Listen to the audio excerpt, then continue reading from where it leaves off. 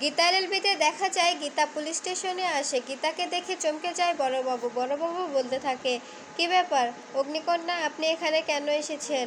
আপনি তো পলাতক, আর আপনাকে তো সবাই খুঁজছে, তাই না? আপনাকে দেখে ফেললে তো সমস্যা হয়ে যাবে। আপনি এখানে কেন এসেছেন?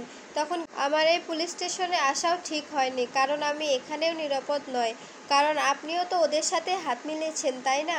কিন্তু আমি তো ভেবেছিলাম যে আপনিও হয়তো ওদের মতো ক্রিমিনাল হয়ে গেছেন, দূষিত হাওয়ায় ওদের মতোই দূষিত হয়ে গেছেন। তখন পঙ্কজ বলতে থাকে, কি কি বলছেন এগুলো আপনি? হ্যাঁ, কি বলছেন? তখন গীতা বলতে থাকে, হ্যাঁ, আমি ভুল ভেবেছিলাম। আপনার তো হয়তো কোনো টানাপড়া আছে, তাই না?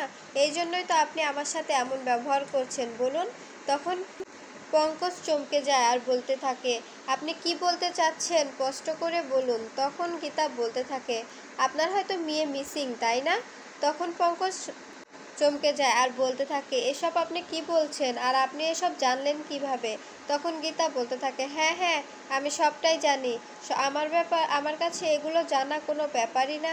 তখন পঙ্কজ খাসনিবিশ বলতে থাকে, তখন বড়বাবু বলতে থাকে, কে বলেছে এসব আপনার? কে বলেছে? এগুলো সব মিথ্যা কথা। তখন গীতা বলতে থাকে, না, আমি সত্যি বলছি।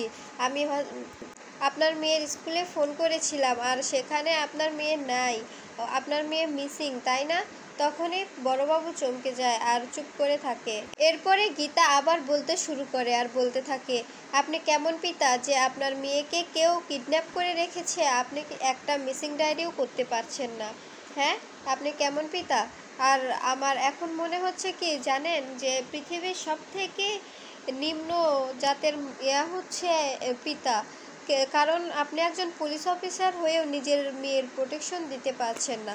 এরপরে পঙ্কজ কাঁদতে থাকে। তখন গীতা বলতে থাকে, প্লিজ বড়বাবু বলুন, আপনাকে কে ব্ল্যাকমেল করছে, আর আপনাকে কে বা পরিচালনা করছে? আমাকে একবার বলুন। তখন বড়বাবু বলতে থাকে, প্লিজ আপনি এখান থেকে চলে যান। তখন গীতা বলতে থাকে, কেন যাব আমি, বলুন কেন যাব?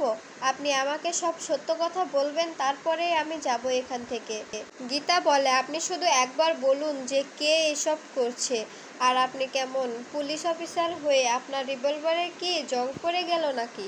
তখন পঙ্কজ বলতে থাকে, এসব কি, কেন রিভলভারে জং পড়বে কেন? তখন গীতা বলতে থাকে, তাহলে আপনি আর ওই কালপ্রিটকে গুলি করে এফোর ওপর করে দিলেন না কেন? চৌরাস্তার মোড়ে ফেলে দিলেন না কেন?